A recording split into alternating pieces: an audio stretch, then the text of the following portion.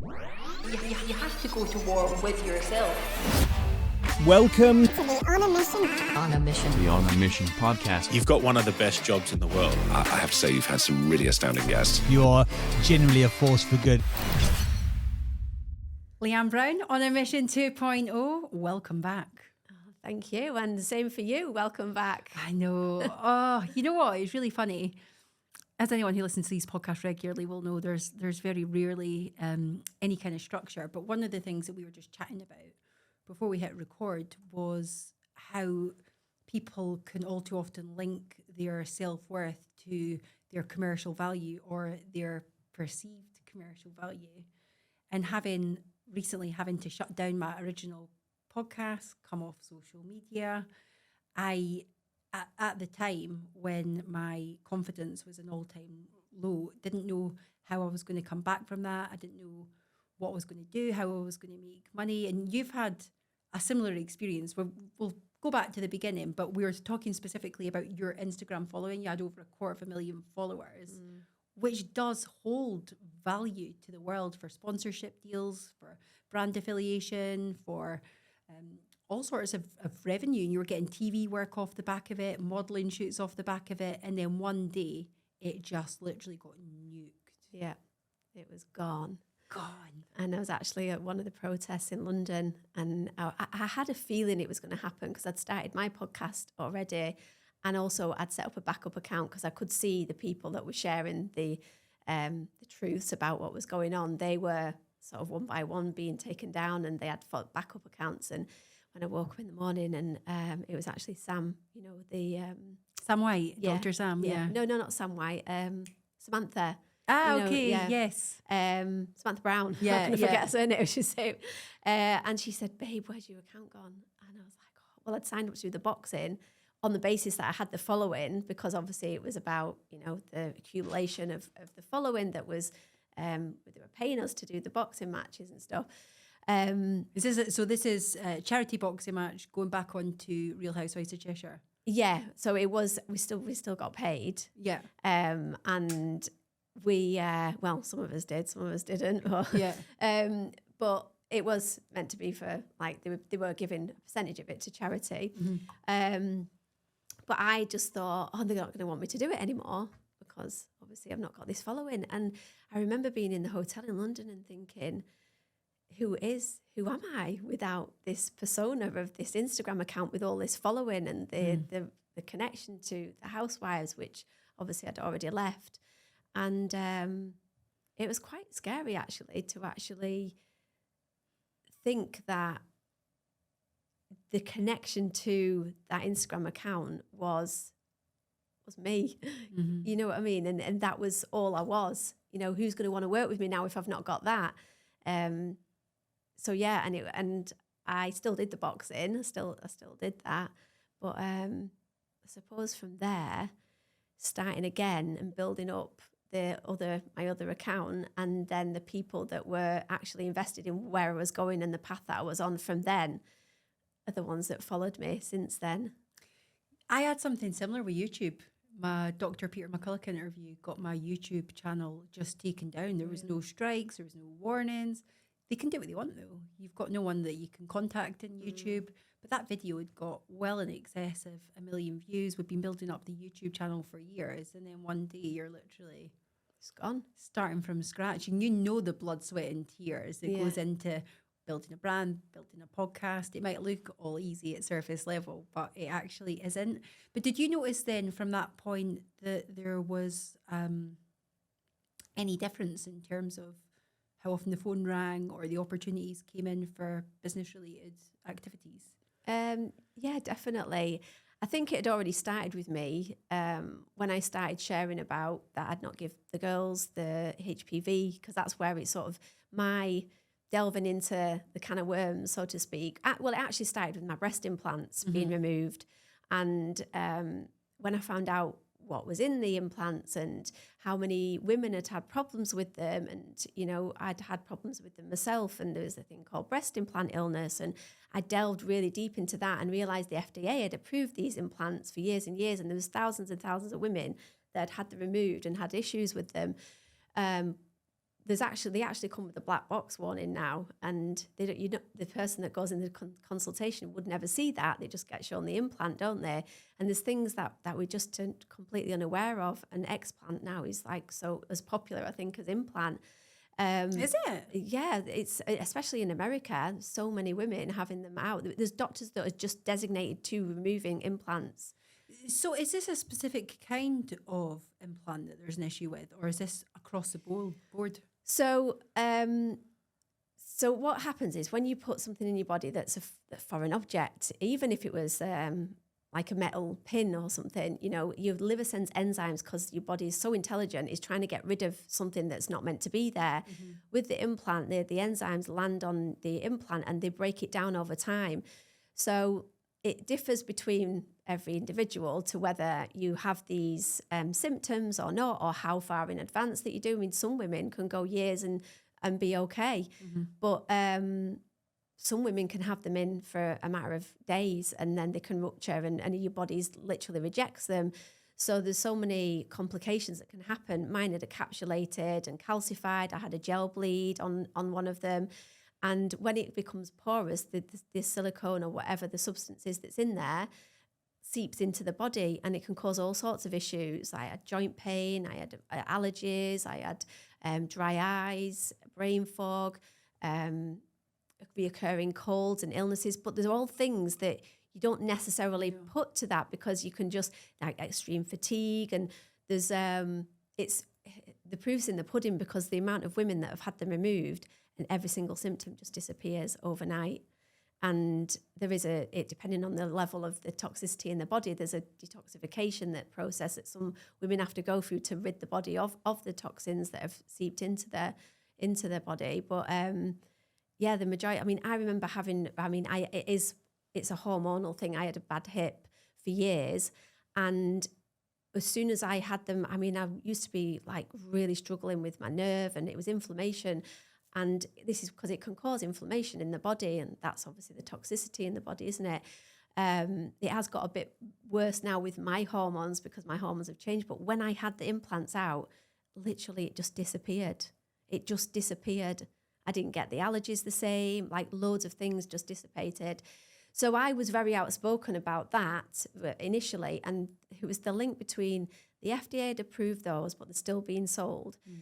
Then I got offered the flu vaccine for my daughter, and I started like thinking, well, the FDA approved vaccines, like surely I wanted to do a little bit more research. It was actually my lady who did the hypnobirthing, Jean, who I did the charity work with. She said about the flu jab, the flu mist, there was mercury in it, and if mercury was dropped on the floor, you'd have to have a hazard team to come in and remove it.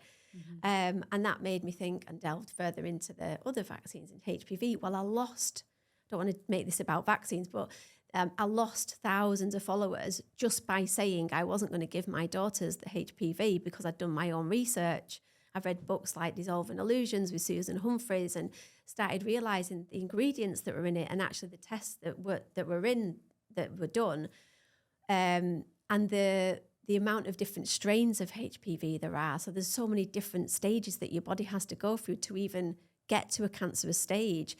But actually, by giving the synthetic HPV, you could actually stimulate the underlying virus that's in the body.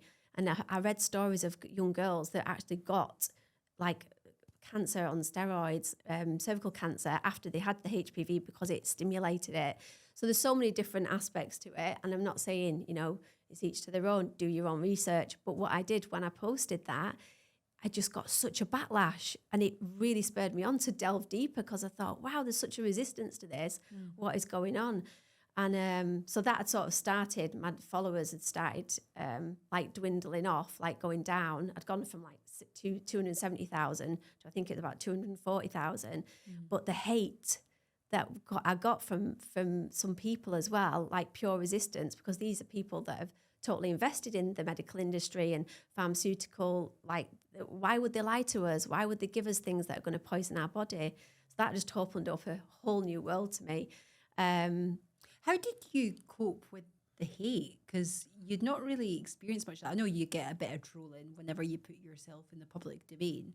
But up until that point, as a Real Housewife, you were always one of the really more famous, like more popular characters. That was my understanding. So was it hard to cope with that level of animosity? Yeah, it was. And you know what it was? I think, they say that you go through these journeys and phases because it's preparing you for something more. And I think going on Housewives, I know you're saying, oh, I was one of I always get told I was one of the nice ones. Yeah. And I did get a lot of love, don't get me wrong, but I got hate as well because you can't be everyone's cup of tea. And who were my fans? The other ladies have their own fans as well. And the ones that, when there was conflict, I got the backlash from the ones that were favouring the other housewives. Do you know what I mean? So that I acted very quickly. And even just like things on my appearance, people would say things. I remember when the first episode went out, which I wasn't prepared for, people were like tearing my actual physical appearance up and saying I had a crooked mouth and I was ugly. I looked like I was 50 years old, and I was a lot younger then. But and that was quite hurtful, because I was like, these people know nothing about me. Like, how can they have this judgment on me and my life? Because let's face it, I mean, it's reality TV. They don't really know what's going on behind closed doors. They don't know you on a personal level, but people think they do, I think, when they watch shows like that. So that was really hard. And I did have to grow a thick skin through that process on the show. And then I realised that obviously delving more into the self-development stuff and energy and, how the keyboard warriors are the ones that need the love the most because they're the ones that are living in that low vibrational state because of what's happening internally to them. And because I had that mindset through going on through the show, when I started sharing the things that I started sharing, and I will say this, I only ever shared anything from a place of love and wanting to help other people. That's it came from a good place. And when I got the backlash, I tried to provide evidence or, talk to the people as well that were resistant to it. And some back down, and some people just want a response from you anyways, don't they? They just want for you to answer to them, and then they're like, "Oh, sorry," But it was tough, but it's just that changing the perception of what must they be going through, what must have happened for them to be so stuck in that vibration and hold so much animosity and hate and anger in themselves. They need the love more than I do.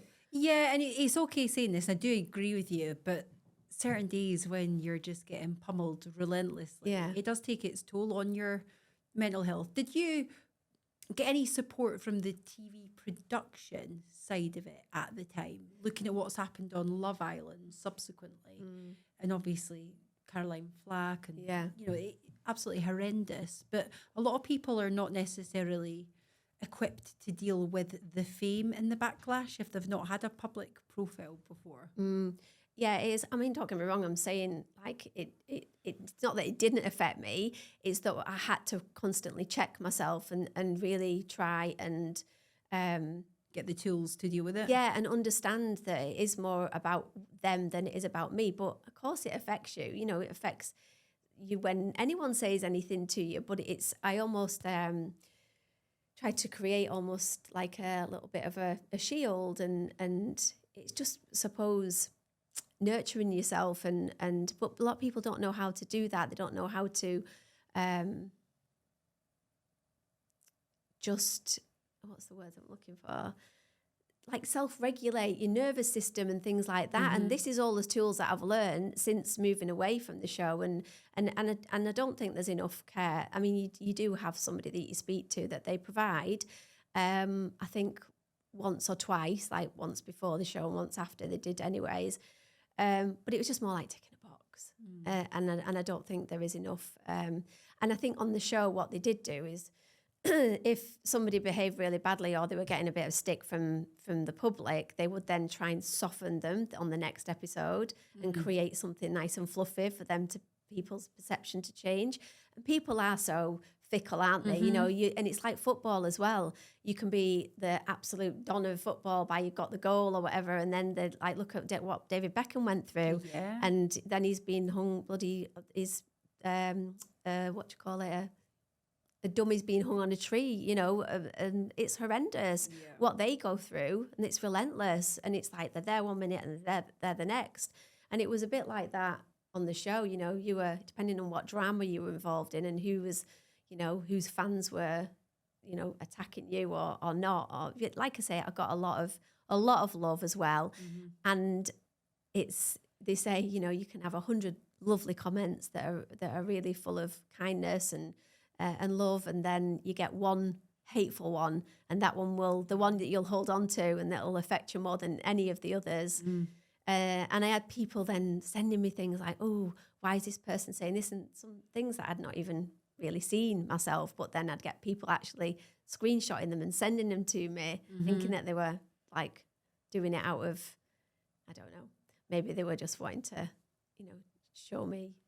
You can see, though, there's a lot of people that share our worldviews that don't air them publicly, that have got really high profiles. And I can understand why, because the offers do dry up. It's not just a case of getting trolled online. The opportunities, ultimately what puts food on the plates for people's family, can potentially get taken away by expressing a viewpoint. So people are really reluctant to do that. Was there ever a moment when you're thinking, from a financial point of view, being brutally honest, shit, like the opportunities are slowing down. Should I be this vocal? Should I speak my truth? Or should I just play it a bit safe and have a better chance, really, of that phone ringing? Yeah. Well, I think, so I went through, after when I got my account taken down, I then started, obviously, the new one. And I posted a couple of things in the beginning, but what I realised is I was spreading fear, but just on the flip side of it. And I was so lost in it as well. And I was down every rabbit hole. And, you know, I was sharing from a place of love. And we've seen now what's happening anyways, and the repercussions of that, you know, we were right in what we were saying. And sadly, we didn't want to be, but we have been right in the warning that we wanted to tell everyone, you know, just to be careful and do their own due diligence. And people were very trusting, weren't they? And you can't turn the clock back. But actually, I just wanted to help people from a different perspective. I wanted to help give them the tools that, you know, to help with the mindset, to help regulate the nervous system, using tools and techniques like the breath work, like the meditation, and come from that place. Because when you're sharing, I mean, don't get me wrong, it's important to know what's going on in the world. And we're just saying upstairs about ignorance is bliss. And a lot of people go through it without wanting to know or understand the levels of what the world really is. And you can kind of understand that as well, because once you take that red pill, like it's quite daunting here, isn't it? You know, and then I sort of reined it in, and I really wanted to come from a different perspective. I didn't want to share, even though one side was fear, I was sort of doing the same thing, but on the different end of the scale, if you will. So I really wanted to help everybody by coming from a different perspective and actually trying to give other people, you know, the tools and techniques that I was learning to help you, and things that we all have readily available, so we don't have to rely on pharmaceutical and taking pills. I mean, the pills are so readily given out, aren't they? You go to the doctors and they don't really want to know what's going on in your life. You know, how are you getting on at the moment? Just take a pill. That's going to sort everything out. And it doesn't, because it just causes a whole lot of other symptoms. And I would say it's actually sick care. It's not health care. And it's just keeping you in that loop, isn't it? Yeah. But we have so many things. And that's what I've learned by doing the retreats. And this all the self-development and all the stuff that I've learned through the meditation, the yoga, the breath work, the sound. It's all relevant to things that we can access internally. And the food, nutrition, that's a massive one. Food is medicine. And obviously hearing Sophie's story, you know, that's like it's testament to it. Food is our medicine, and people don't realise how important it is to eat our way to health instead of, you know, popping a pill and masking the symptoms. But what you've also done, though, is create your own economy based on the tools that you've already learned, and you're turning your passion into profit. I know that sounds a little bit cheesy, but you're not relying on anyone externally to provide that source of income. So, you know, it's not that you can't get approached for opportunities, but you're sort of grabbing the bull by the horns and thinking, right, okay, this is something that really resonates with me and so many other people. And as you're putting out that authentic vibe, you're getting a whole different tribe flocking around you now that are probably a lot more aligned with the real you, as opposed to not the you that you presented on Real Housewives of Cheshire, because I know we spoke before and you said like that was all real, but you've evolved so much from that character. You've done so much self-development. You've done so much work and mindset. You went down like a completely spiritual path. So anyone watching you now from 10 plus years ago, basing their assumptions on that person, they're quite ill-informed. Yeah, definitely. There's, everything happens for a reason, as we know, don't we? And sometimes it's hard to feel like that way, but because it does get a bit rough along the way. Yeah, But it does. Going on to the show, it really just heightened so many things in my life. And I wanted to do the show because I wanted to make my own money. And actually, I'd started doing a kids' clothing range just before I got offered it.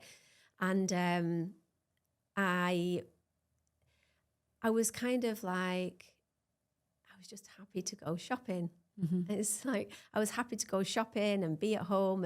And my favourite place was like personal shopping in Harvey Nicks, and I'd go every season to see what was there, and that was, what could I buy, what could I get before anyone else got it, because it was obviously like a group of people that went to personal shopping, like women in that world, I suppose.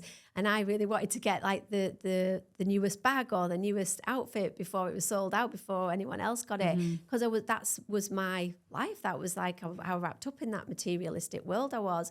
And now I realise, I suppose I just wasn't, obviously I had my kids and they kept me busy, but I wasn't doing anything of any substance, and I knew that there was a void in me that I was obviously filling through distracting myself through buying things. And I had wardrobes that were literally like, had built labels on stuff, I wasn't wearing stuff, and it was just buying for the sake of buying. Almost like I say, I had a shopping addiction, and I kind of did, but it was all to do with distracting myself from my own void in my life, that in my relationship, but more importantly, in myself. And going on the show, I suppose, heightened all that, as well as like the friendship that obviously broke down on the show, that had been a long-standing friendship, and that sort of heightened the breakdown of that. And that's what you've seen on the show, the realization of this, somebody that was the closest person to me was actually not a genuine person, and the depth of how we'd been taken advantage of by that person. So you kind of went from working class family, quite a normal upbringing, to marrying Wes, who was playing for Man United's first team. Your life completely transformed within quite a short space of time. How did you initially cope with going from having regular amounts of money to the complete opposite end of the spectrum, and being surrounded with lots of other people that lived in that little bubble as well? So I was making pretty good money at the time, because I was dancing, wasn't I? But obviously very quickly Wes didn't like me doing that. And understandably, What kind of money do you make then dancing? I could make up to £500 a night sometimes, but I mean, it's not like that anymore. I think it's you're like I'll buy more principles. On OnlyFans. But yeah, I think it's gone digital now, isn't it? People are making like thousands and thousands of pounds on there, that kind of stuff. But some days I've worked like I might have made £150, but then other nights, especially at the weekends, I was making good money because it was busy, and I had my own independence. So when I met Wes, he was obviously didn't really want me to do that anymore, which, like I say, is understandable. So I stopped. I didn't do it. Well, it sort of fizzled out. It was like, don't go to work. I'll pay you what you would normally like earn. You know what I mean? Because that was my job at that time. So I ended up going to college and doing beauty. And when I was working for a year, just doing like in a beauty salon, which I fairly enjoyed. It was fine. And then I got pregnant with Hallie. So we'd been together like 4.5 years. Wes was actually 4 years younger than me. So I was 25 when I got pregnant. So he was only 21. So he was quite young. So I've jumped a bit now. So you were saying like the transition. So Wes was actually, he'd had his first debut in the first team on the night that I met him. So he wasn't on a massive wage. He was on an all right wage, but he was obviously just starting out. He was just like moving up into about to get his bigger contract. And so the first date we went on, apart from when I jumped on him in Royal in Manchester, I don't know if you heard about. I think I've spoke about that story. What happened? Oh, I just got really drunk very quickly, and I was determined to find a man that night. I was like, man eater. No, I'm joking. No, I'd not had a boyfriend for ages, and I said to my friend, who I'm still like best friends with, she said, I'm going to find a man tonight. And then we were doing tequilas. Anyways, I seen him at the top bar, walked past him, we made eye contact. I was like, he's fit.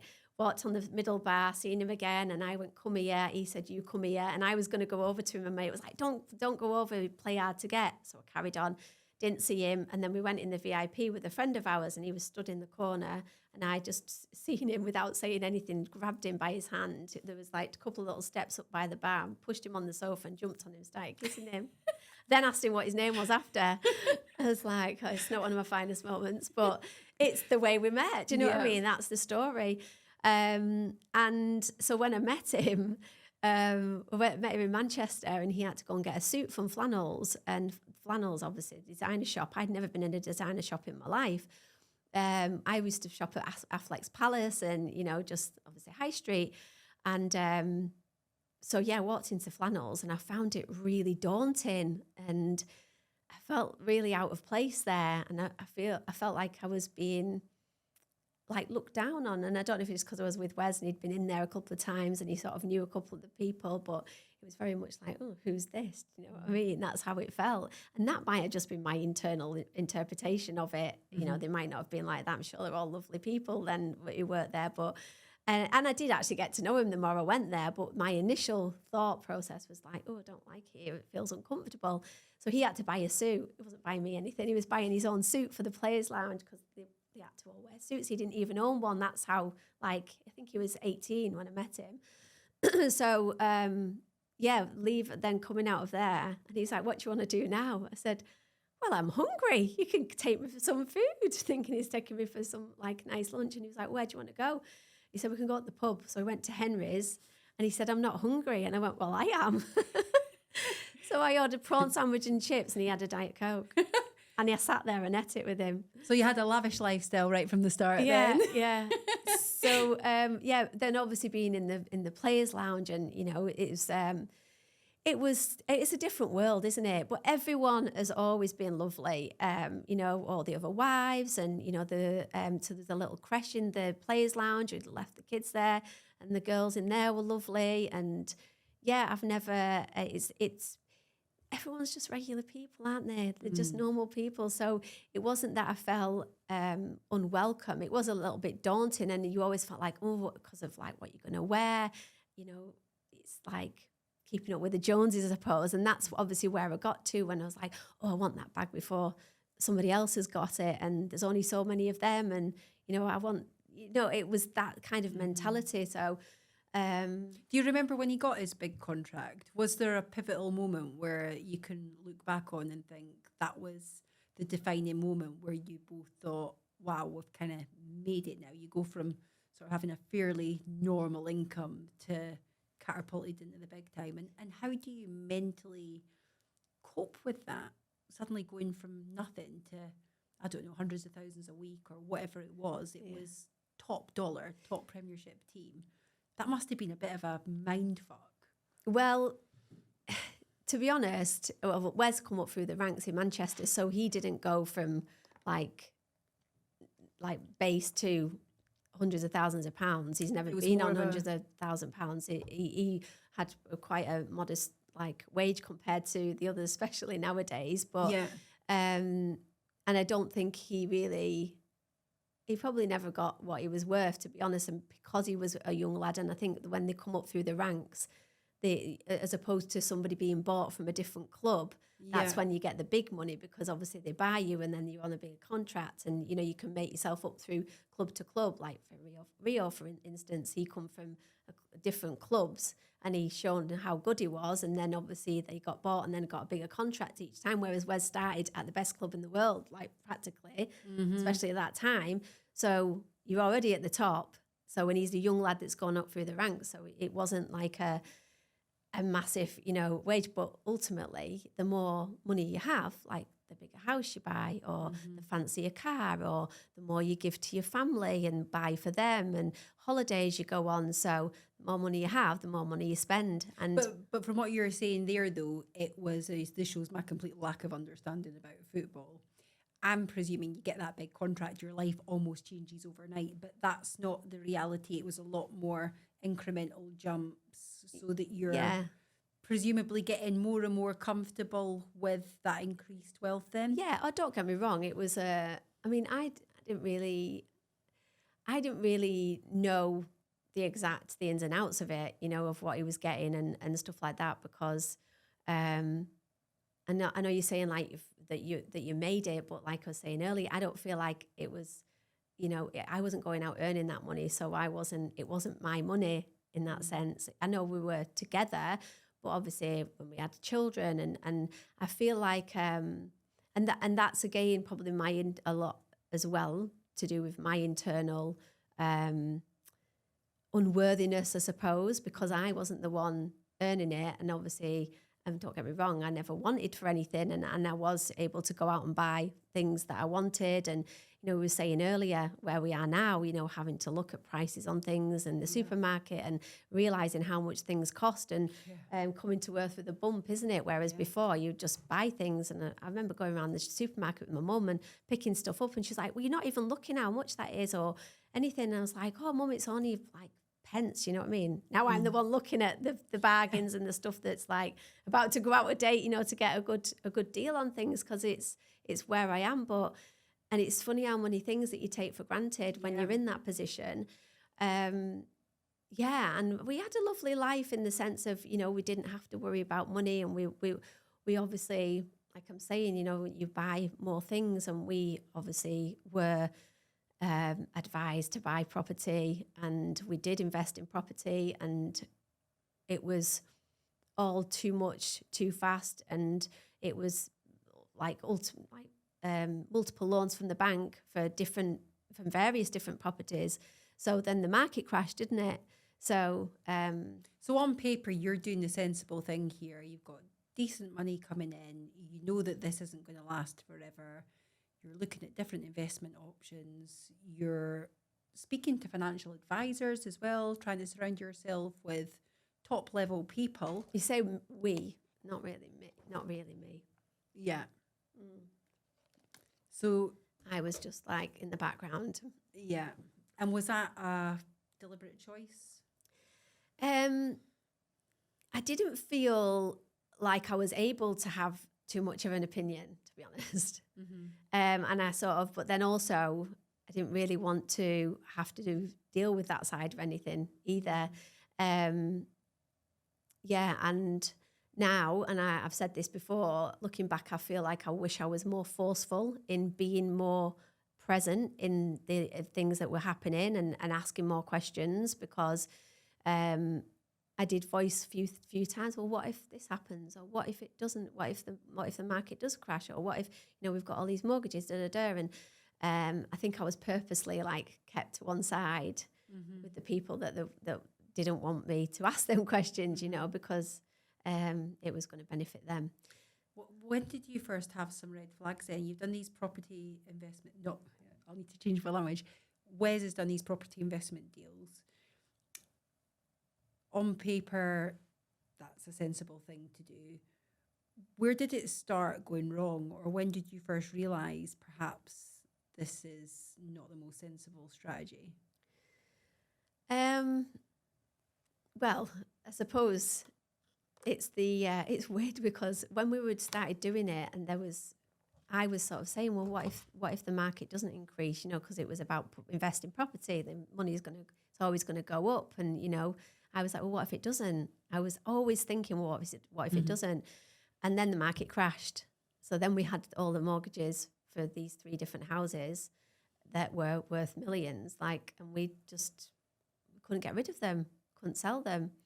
And it was that constant paying out of that, the interest, and that's what did it really. I mean, we bailed people out of things, and we lent people money, and one particular person a lot of money. I won't say her name, but it's the truth, and we've never got it back. So that hit us it sort of continued to. It just was dragged out a long, long time. And I know yours happened very suddenly. It was there and then it wasn't. And for us, it was sort of like we were going along just sticking our head in the sand, I suppose. And I think if it was like over 10 years or something that we had this hanging over our heads. And, at some points I was worried about the bailiffs coming and repossessing the house and stuff. But nobody knew that behind closed doors because we were still living that lifestyle because we hadn't done anything about it. But it was just that constant worry and the letters and stuff like that were coming. And it must have been so difficult especially for Wes, because he was obviously just holding all this in, and I was sort of just going along with it. I remember Mum saying, "You're not bothered. You're not bothered about this. You don't seem, you're not even taking notice of it." And I said, "It's happening. This is what the reality of it is." I said, "What do you want me to do? I can curl up in a ball and cry and scream and shout, or be depressed, or I can do all them things. But what benefit is it going to have to me?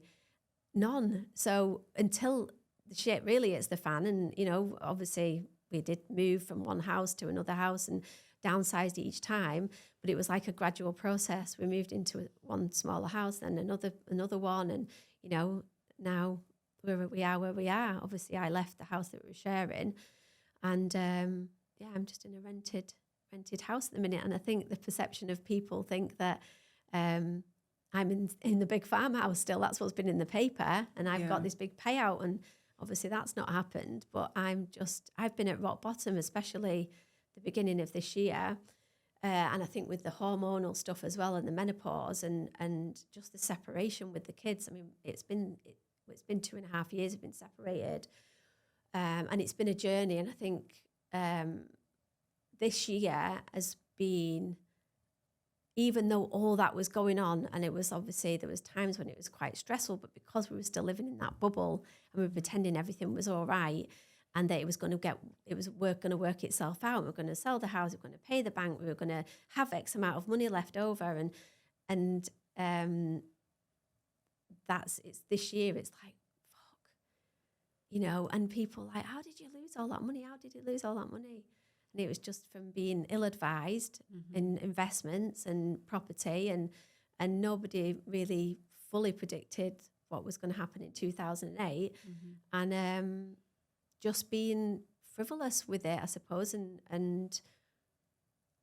think all the money that was spent, and Wes has always been very generous. And it's funny how you see all the people around you when you've got that money and you're buying the tables and the bottles and stuff like that, and then when You know who your fair weather friends are, don't you? Yeah.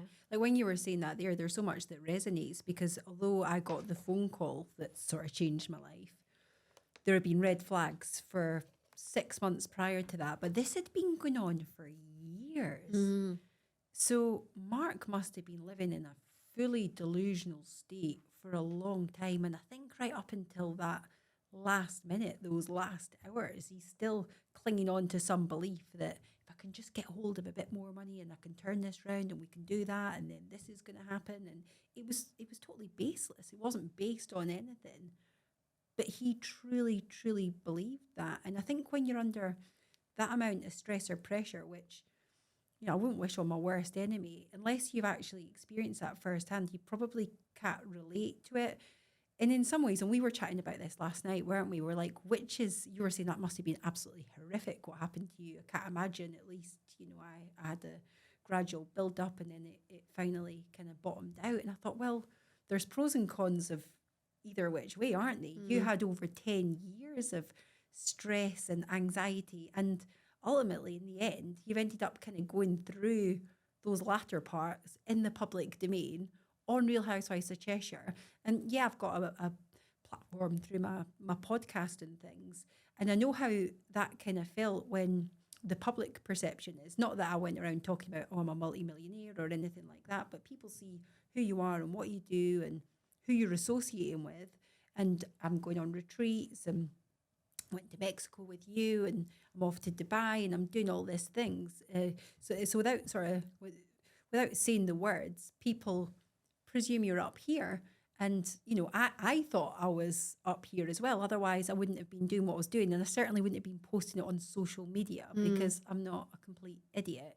Anyone who's, you know, a director of a company that owes millions of pounds would not be flaunting that on social media if they had any inclination of what was going on, because it's just absolute insanity. But when you've got this sort of public profile and people think you're this, and then your reality's actually that, not only are you dealing with the personal trauma of, like, I've had my house repossessed, I've had my cars repossessed, I've had the bailiffs at the door as well. You and I were both chatting about anything that we've got of value has been sold. Yeah. You know, rings, jewellery, belts, shoes, bags, the full lot. And, you know, it's really interesting that I would have thought, if you'd have said this to me this time last year, that there'd been a lot more ego attached to what's happened. But I don't see any shame in what's happened to me. I've got regrets that as a director, I didn't have more awareness of what was going on in my own business. So I'm not trying to be like flippant about that. But in terms of those material things, and I do believe in abundance and that will all come back, but I realised very quickly that this stuff's just not important. Getting primal so quickly and just going back to those basic needs. But it's this is why I said to you, I think this podcast's important, because we were chatting about the shit that we're going through on the phone. And I says, look, we need to talk about this, Leanne. We need to share real world, real struggles with people who will be going through the same thing, that will get value from this. And you said what I always have done historically. And you're like, but I don't feel that I can, because I don't feel that I'm where I want to be yet. And I want it to be the, not necessarily rags to riches story, but you want to sort of speak from that place of authority as someone who's rebuilt. And actually, I think that the power is in the vulnerability of where we are at just now, and just saying what people look, because this is our reality. We were sat, changed days. You were really excited because you just bought something from Zara, and I was like, oh my God, I've just bought a pair of jeans from River Island. I've not bought anything for months.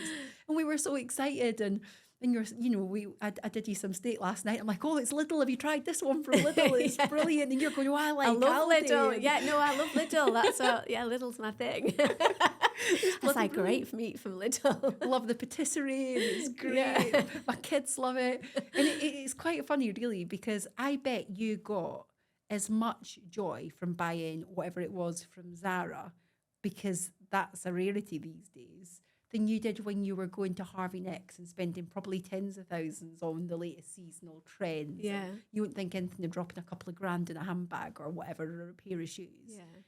But you get the same dopamine hit whether you're buying something from bloody Tesco's half the time. Yeah. Well, I had a little bit of guilt attached to it, funnily enough, when I bought it. Just because I then think, oh, you know, what I could do with that money. And, you know, there's like what I could spend it on, you know, for other things, or, you know, buy the kids something. I felt guilty for actually buying something for me, you know, and I don't really want to, hold that guilt either. But I think there's a lot of, you know, you're saying about the judgment, I suppose. Judgment is in effect is just an opinion, isn't it, of somebody else. And I think the only real judgment that matters is a judgment of ourselves, and if we are a good person. But there's been a lot of, and I'm going to use the word embarrassment, I felt, from not being able to speak and fully and obviously say where I am, because I felt like, because of the judgment and because of the people that assume that I'm okay and that I'm taken care of, and that you know, I've got all this money and like I've got, you know, I'm living in the big house still and, you know, I've got nothing to worry about. And when I've spoken, even doing like the meditations and the workshops and things and talking about, you know, believing in yourself and manifesting and, you know, there has been some comments like, it's all right for you. You don't have to think about that because you're okay. And it's like, no, actually, I'm in it. But then I have all this imposter syndrome, you know, of people are not going to buy what I'm selling and people are not interested in what I'm saying. And because I think the transition that I've been on from where I was to where I am now is such a contrast, there's been a lot of that imposter syndrome, you know, am I going to be taken seriously or am I just still seen as Real Housewives of Cheshire, the bimbo that goes shopping and, you know, is in Harvey Nicks every other week and every week or whatever. Yeah, but ultimately it's the fear of, I think it's just fear of being vulnerable, I suppose. It's bloody hard. Yeah. I've only ever shared, and I've always been quite open online because I can't really help myself, but only after I've came out the other end of it. So to record that podcast, which was bearing my soul, admitting exactly where I was, and also the complication is you'll know of speaking out against my husband. Really, I tried to do it in the most tasteful way I can, but ultimately there was no way of presenting him in a good light based on what's actually happened. There was actually a lot more I could have said but didn't say because I didn't feel the need to do that. And I'm mindful this is something maybe my kids could listen to at some point in the future, and you've got all these conflicting emotions. But to actually go on in real time and say to people, well, we're 7 months down the line, but I'm still very much in the thick of it. I'm currently registered as homeless with Doncaster Council. I'm past my eviction date.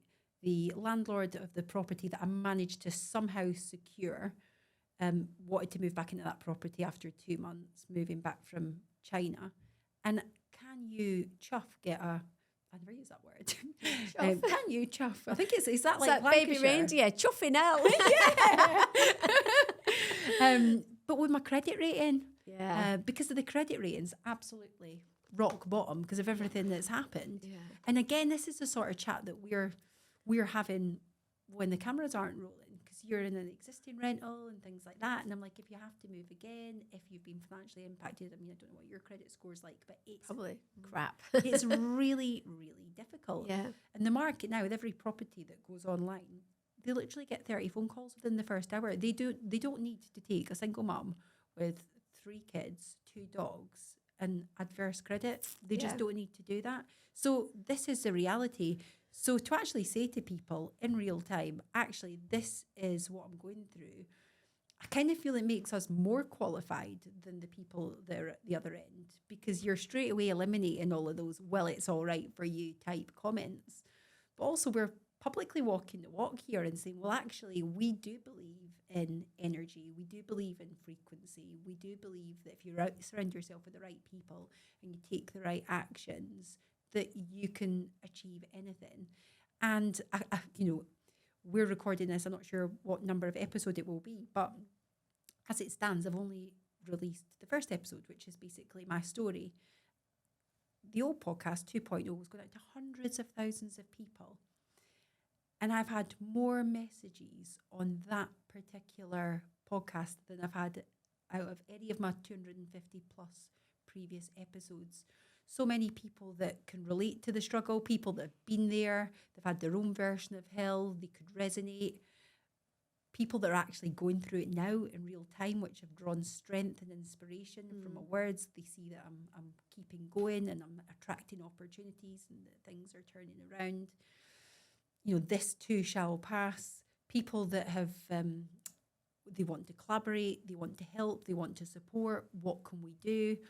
Nothing concrete, but I've got Netflix potentially interested in the story. We've got so many things, so many people that want to come on the podcast, high profile guests, that any fear and there'll be backlash as well, like you say, with every upside there is a downside, and I appreciate it's not going to be all positive, which I'm prepared for as well. But really, any fear I had around that is just being completely squashed, because I think this is bigger than me, and I think your story's bigger than you. I think that we are both on this planet for a purpose, and we found our purpose not in later life. I think we're still quite young, but we are finding our feet. And I know that this is something that, again, we've spoke about, like when you hit 40 as well, there is a bit of an identity crisis. You think, oh, who am I? We're both single and we've got the kids, and you're dealing with so many different things. You're dealing with hormones, but you're also dealing with the fact that nobody chooses to divorce their children, and your income stream, your previous income streams have dried up, and you're looking at different opportunities and avenues. But your purpose is to help people in the ways that you do it. And my purpose is to do exactly the same. And I don't think I ever truly grasped how powerful this level of vulnerability and authenticity actually is. It's honestly, I bet the reaction you get to this podcast will blow your mind, and it will open so many doors as well. Yeah. There was obviously, it's again, you know, obviously coming away from the show, I was just desperate to do something to empower other people, other women, really. And obviously finding out about the charity, and then going over to Kenya and actually seeing a whole other world of like the bubble that I was living in for so long. And the realization, it was so humbling just to be there and seeing like these young girls being, we were almost like rescuing them to get an education so they didn't have to be sold to marriage and have the female genital mutilation. And I just like put my energy into that and wanting to, you know, do the charity events. And I had no idea where it was going to go. And it's that series of events that happened, and then doing the retreats. And, you know, it's obviously I was doing charity work. I wasn't getting paid to do that. But I remember my mum saying, well, you're doing that. Well, you're getting paid for it. It's time a podcast. Are you getting paid for it? And I'm like, well, no, but it's all going to be for a purpose. It's going to be for a purpose. And even now, obviously, the retreats are great, but we're not getting paid on a weekly basis or a monthly basis for a retreat, because we'll have like a retreat every few months. And we've had like 2 or 3 retreats this year, earlier on in the year. But we're working on the retreats for 2025 now. We're actually auctioning a couple of retreats at a corporate event, a charity boxing event on the 5th of October. But I feel like it's all a process. For me, I've just felt like I've been all over the place, because I'm trying to create things, to create an income and to create opportunities. And like I've written 6 children's books. I've uploaded one of them to Amazon. I've not released it yet. And that's because the other 5 aren't done yet. And then I was looking at publishers, and I really want to get them out there. I've started writing my own book as well. And I'm doing the speaking with Cheryl Chapman. And I've learned so much from her. I've done a couple of events speaking, and I really want to go down that route. But I want to also create something that people can then do afterwards and work with me. And working with Elle with the midlife stuff, and we're talking about, oh my God, it's been such a revelation. And so many women that get to that point are suffering with the same thing. And just the realization of they're not willing to take the same shit that they've took. And it is like a life audit, and you make drastic decisions which are so life-changing. And like being in the thick of it, it's yucky, and it's not nice being there, but you can see the vision for the future, can't you? You can see where we're going with it. And you were already saying to me before, this is going to be a best-selling podcast again, and you know it, don't you? And somebody said to me, well, you've already had that money, so you will get back to it, because you're in that. You've still got that vibration within you. And then part of me thinks, but it wasn't mine. It wasn't me that was going out and earning it, but I still obviously have had that. I suppose it's experiencing the lifestyle, isn't it? And I don't want to focus on having the money and the materialistic things. But I still want to live in a lovely house that's like paid for. I still want to drive a nice car. I think you've still got a bit of a block there. And I know that you had, I don't know if inferiority complex is the right word, but when the media were going after the whole wives and girlfriends, the WAG thing, when they created that and it had such negative connotations, you took that quite badly, didn't you? Because some of the WAGs were speaking up and saying, we're entrepreneurs, we're business people, we've got money in our own right. And you sort of felt that because you were a full-time mum, that somehow that wasn't good enough and you didn't, I don't know, deserve that respect? Yeah, well, that's, it did affect me. The WAG thing it did just mean wife and girlfriend, but it was the media frenzy, wasn't it, around it, and it was the actual meaning of it behind it was that you were just with a footballer and you were with him because of his money and you were sponging off him, and there was obviously talk about girls going after footballers for that, but I met Wes when he was like at the base of his career, and I had Hallie at the time when this WAG word was born, and I remember a couple of celebrities saying, you know, I'm not a WAG, I work. I'm not sort of living off my husband. I've got my own money. And it did make me feel really inferior and be almost, again, the word embarrassed has come up a lot. Maybe I'll need to belief code that. Embarrassed in actually saying I'm just a mum. I'm just a mum. And being a mum is the hardest thing in the world, as we know, isn't it? And I actually kick myself now for actually saying I'm just a mum. But I should have said it like, no, I'm a stay-at-home mum, and that's what I do. And it's only the same as any couples. Then the man is going out and he's got a really high-profile job where he's making thousands of pounds, and then supporting his family. It's only the same as that. But I just really, I really took that to heart, and that's why I really wanted to go out and do my own thing and have my own income, and that's why I'm really striving to have my own financial independence. And but that's how society perceived the WAGs, and that's how the media, or should I say the media, no, the media doesn't actually represent society. Newsflash. Yeah. But I was saying to you about the Stacey Giggs story that really resonated with me and sort of flipped my mindset a little bit, because she'd went for, I think, 50%.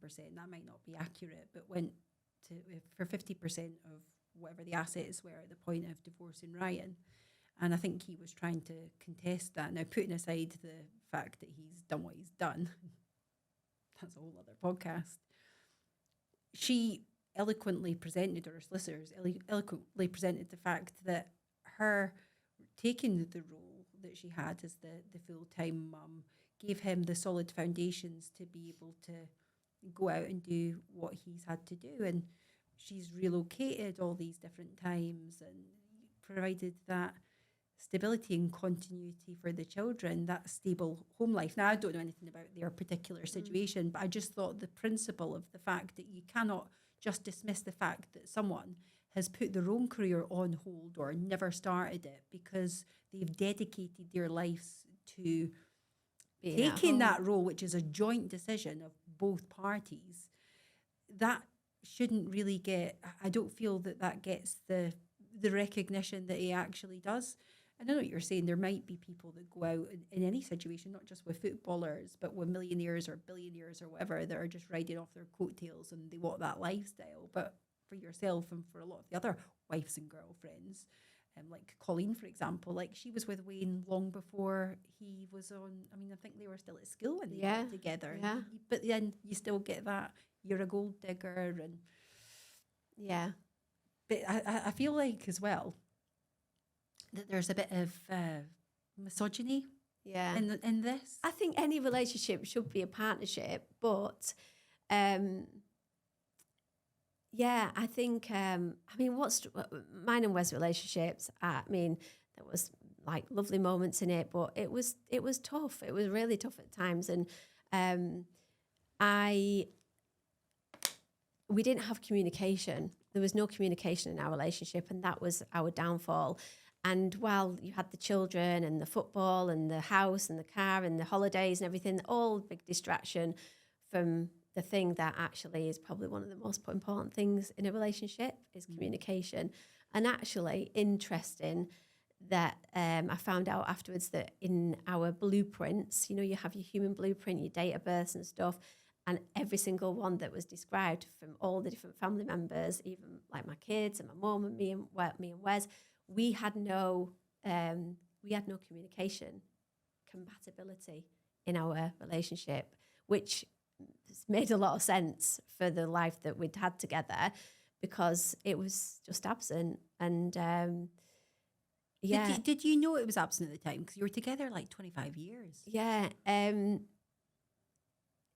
Like I say, I was distracted, wasn't I? And I probably, because I wasn't the same person then, and I was, you know, just being a mum and going out and having Just a said nice it again, life. just. Oh yeah, I was being a mum. mum. I was going out. I was, you know, buying what I wanted, and we were going on nice holidays. And I knew it was missing, and I knew there was things that weren't right. And I found it hard because I'm a writer as well. When we'd fall out, I'd do like massive like story time, you know, and send it. And they'd probably put one word. If I got an answer, he'd probably put one word back. But that's men, I think, in general, isn't it? They're very, a lot of men find it difficult to be like connected to their emotions, and not all of them, but I know definitely for my next relationship, that is going to be one of the key components, that I have to be able to communicate with them and them be emotionally intelligent and on the level with me. I think what I was going to say is I think my depth of emotional intelligence developed as I was going through that process as well. Yeah. And the more self-development I did, and the more I realised about the world as well, he probably seen a massive change in me. And don't get me wrong, there was like, I have to take accountability for my role in the relationship breakdown as well. And there's probably a lot of things he'll probably say about me that, you know, but we didn't have the communication, so we probably never ever found out about those things. Because we were just unable to have that. But I think once I started doing that self-development thing, and I was no longer satisfied with the level of surface communication that the relationship had, I craved more depth. I craved more emotional connection. I craved more communication. I wanted to be seen. I wanted to be acknowledged for the things I was doing, the things I was learning. I wanted to be able to share that with my partner. And it was just shut down. There was no it was just gone, you know. And the more I learned, the more I was told I've changed, which I did change, but I changed for me for the better, because I was growing. I was growing emotionally intelligent. I was growing spiritually. I was just developing my mind, and I was seeing things from a completely different perspective in the world that I'd lived in for so long. And I wanted to continue to grow, but I wanted to share that with my partner. And it's like, and people do grow apart, and that's exactly what happened. We were here, and we were obviously fine going along like this.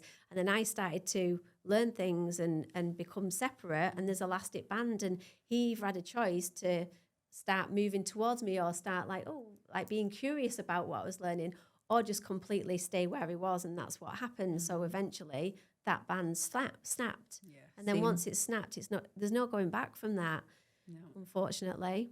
It's interesting though, so many people watch reality TV and they want to replicate those lives. And we were talking about, oh my God, what was that program we were watching last night? I definitely didn't want to replicate that. Naked Attraction. Oh, naked dating. Naked dating. What is oh my that? God, what is this? You've It's like- subjected me to. Love it. It's my daughter, not my eldest daughter's been telling me about it. She's like, oh my God. And they're just sitting there with the ball sacks hanging out. And They literally were. Oh and my as soon as God. they came on screen, we're like, oh no. We're like, what is this? But like I've always had a bit of escapism from reality TV. I was telling you, I'm just watching the reruns of Selling Sunset. Honestly, I'm always shouting out about Selling Sunset. They must get loads of subscribers off the back of me always banging on about them. But again, outwardly, they look like they've all got the perfect lives, the designer outfits, the cars, they're selling all this real estate, they're making millions, usually have the gorgeous husbands, wives, whatever. But it's just really interesting now. I've met enough people to know that I can see all that for what it is. And at one point, like when I used to watch you on Cheshire Housewives back in the day, I do remember being such a fangirl and just, I wanted that life. I wanted the, oh my God, the money, the cars, the trappings, the house, the designer clothes.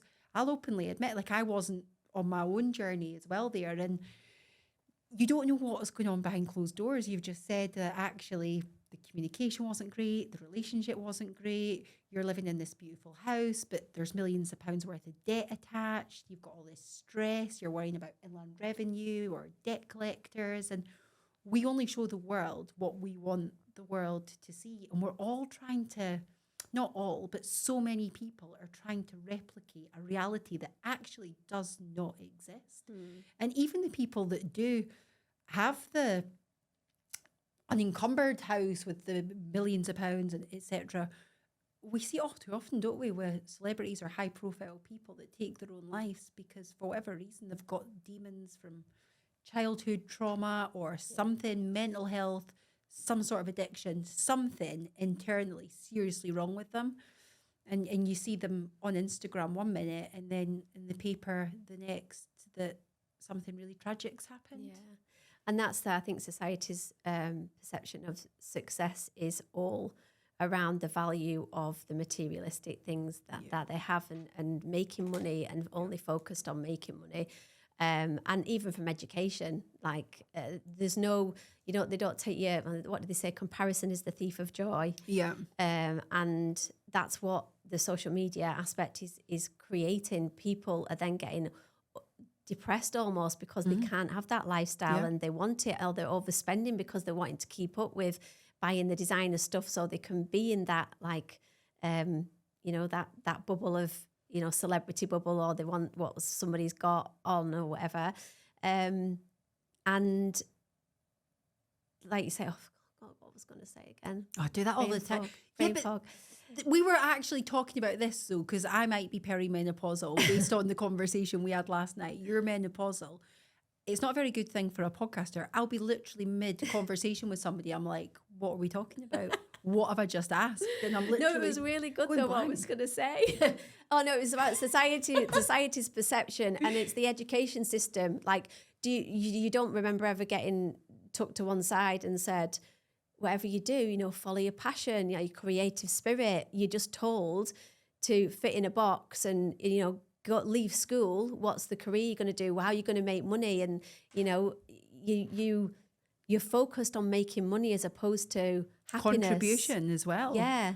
And then when you get to that point, when you've got married and you've got the kids and you've got your house and you've got your car, and actually not really understood what true happiness is, because you're not taught how to regulate your nervous system or meditate or do any of the things that help you mentally get in that good space, because we know that everything comes from within. That's why my tattoo on the back, on my back is like, the only way out is to go within. And it's so true.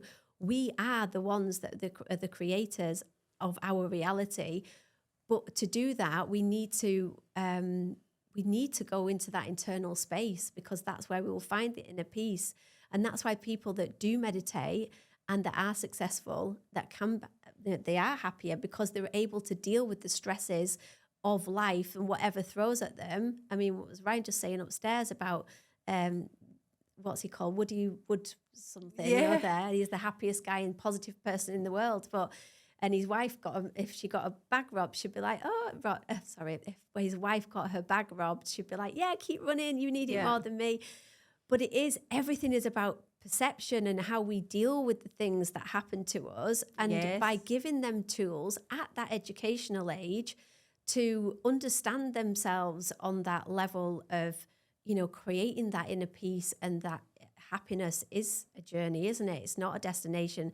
The car, the house, the marriage, the kids, they all provide an element of joy at specific points, but it's not sustainable, because the only sustainable true version of happiness is when you learn to actually understand that it is an internal process and learn how to then regulate that that mental state and raise your vibration from, you know, just nurturing yourself, feeling whatever it is you need to feel at that time. We're in a society that we're told to suppress everything. Even from being younger, we have all these attachments because we're told, be quiet, don't be naughty, you can't do this, you can't do that, stop crying, or for being angry and showing emotion as a child, like you're scolded, aren't you? So you're not taught how to show your emotion freely and move through them emotions, or how to actually just breathe through it, or feel it, or cry, or scream, or shout,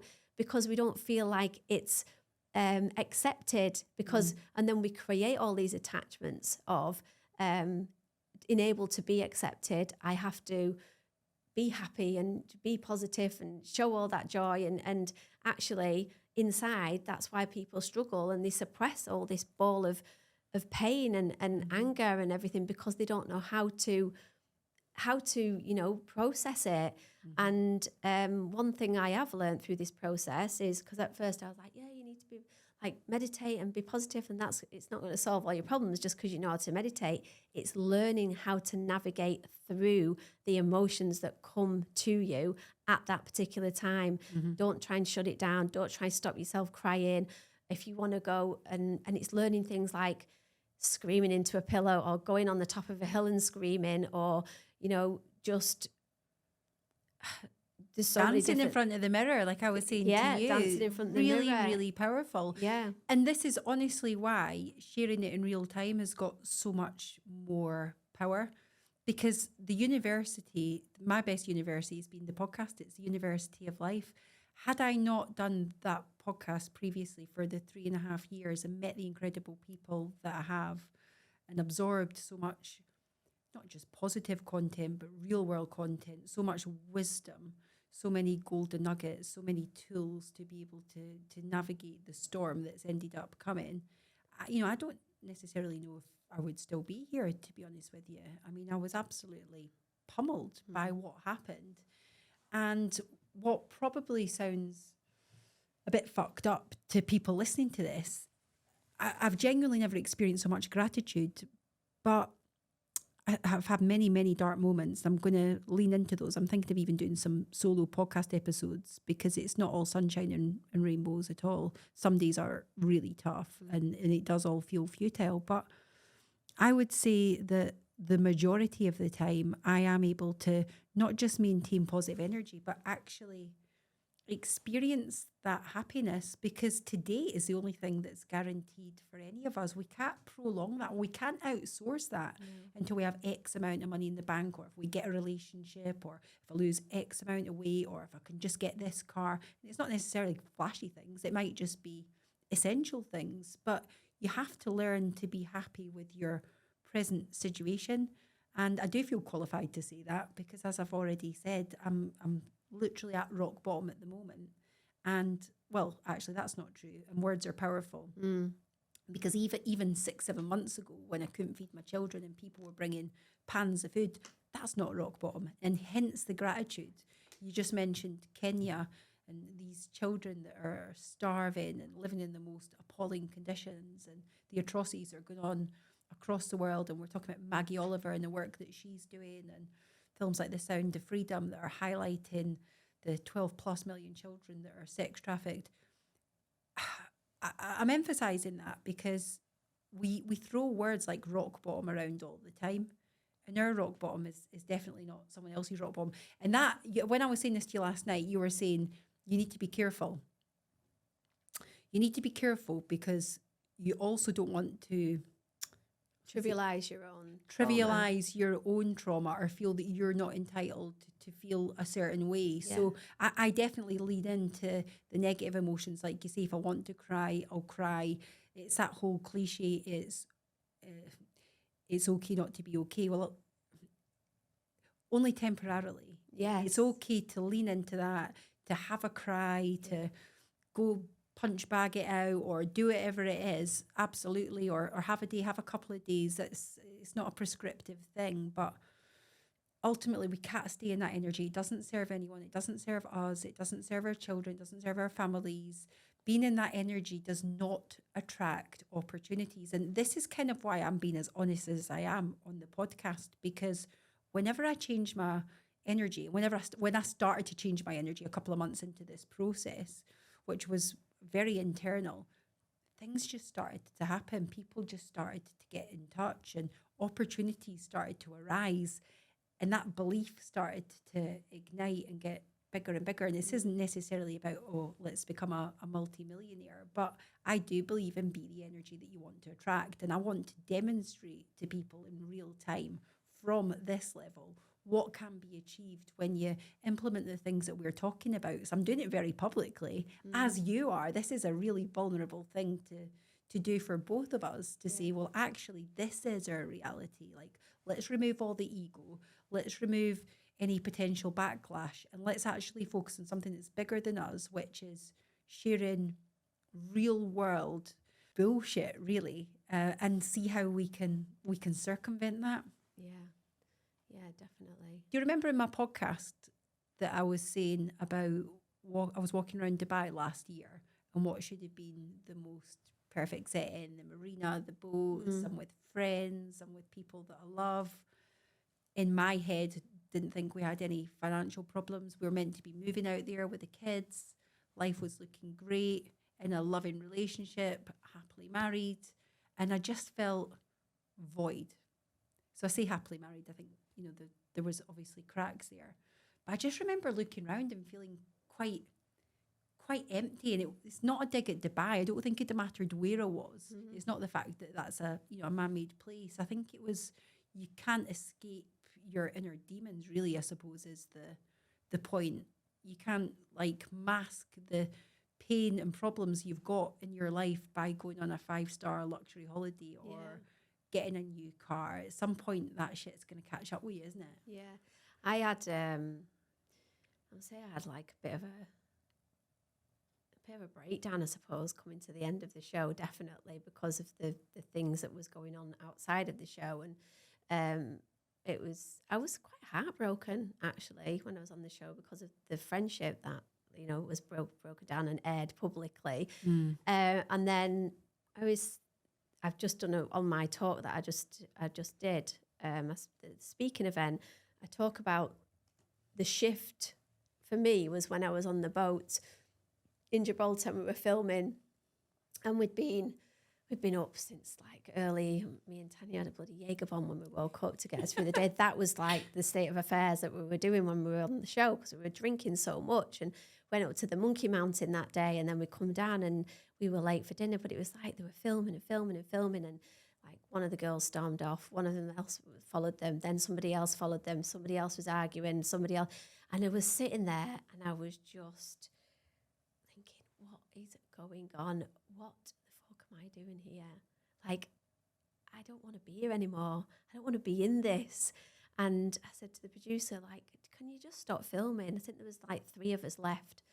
And Tanya was crying and Rachel's sister had stormed off. And I said, it's 2:00 in the morning. Like, surely you've got your end of episode, because it was that doof, doof, doof, doof. They wanted their big drama. But it already sort of happened anyway, so there was no reason for them to continue. And I was just like, I just looked at the end of the boat and I thought, what would they do if I just jumped off the end of the boat? That's how I felt. Like, at that point, I just wanted to jump off the end of the boat. And then I knew that this was the end of the road for me, because I was crying. I was so consumed with it. I was crying on the phone when I was looking at the edits and how things were being portrayed, which wasn't true. And, it was quite bad. And when I came away from the show, obviously, I just remember once a month or something, I'd have this internal rush of sadness and just feeling. And I was probably going through the perimenopause stage then without even really realizing it. But I would just cry and cry. And I felt so unacknowledged and unseen. And I couldn't, it was hard. I think I was having some sort of mini breakdown, and I talked about not wanting to be in the relationship. yeah, and then I finally knew I had to just walk away from it, because I always say the silence was deafening.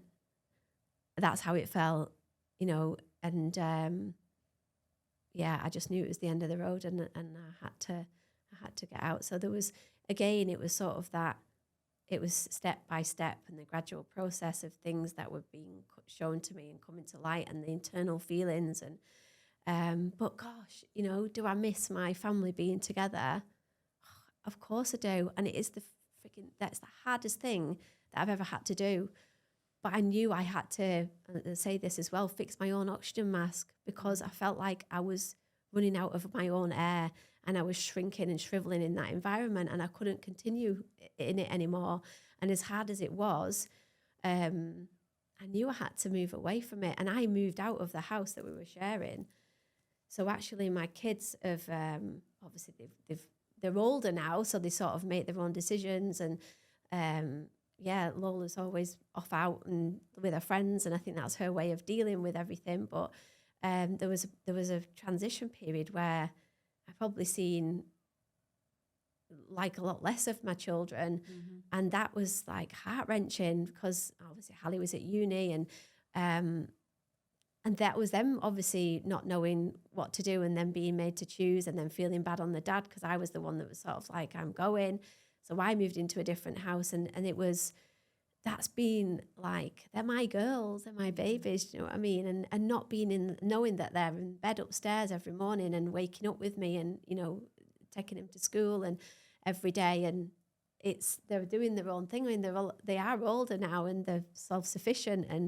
And I think that's something that's a massive thing that isn't talked about enough, is the empty nest syndrome, and how women didn't have to deal with not being needed anymore as a mum in that role for their children. And I found that the hardest thing. And I, like, talking about, you know, being really low, I've never been depressed, but I think the first half this year, like, I struggled to get out of bed like so many times, and I'd stayed there for like, I mean, thank God for my friends, because being at home in that house on my own after coming from such obviously a big house. I mean, I lived in the big houses with the swimming pools and all the rest of it, but it was always very busy with people.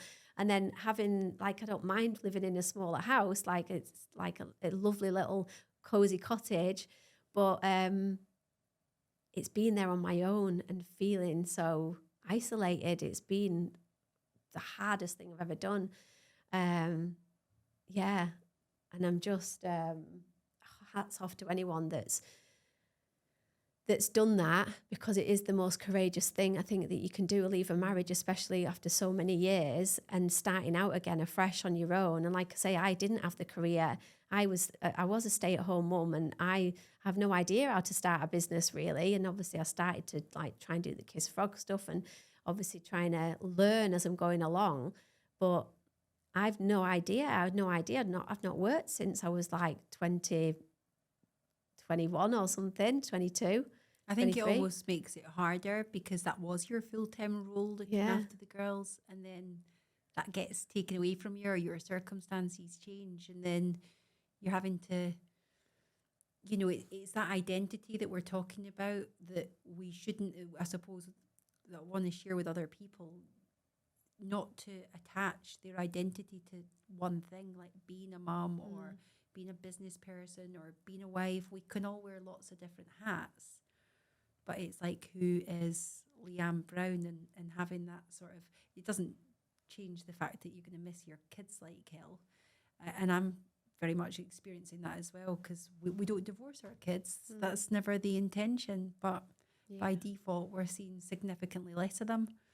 At the minute, I'm still at the stage of filling my time. I probably need to just have a night in the house on my own, rather than making sure I'm with a friend or doing something constantly, because ultimately that is just masking the inevitable. I'm not going to be able to do that until they're all, you know, 18 plus and doing their own thing. But it's bloody hard. It's like, you go from, like you say, having, I mean, I've got the 2 dogs as well, and they tend to go with the kids. So I've went from, it's not, again, the same thing. It's not the house that I miss. And in this rental accommodation, it's going from massive hustle bustle to walking in and it's complete silence. Be careful what you wish for, because I'm constantly like, right, guys, keep the volume down, do this, pick up after yourself. And you miss it when they're not there. You end up really, really missing it. Yeah, definitely.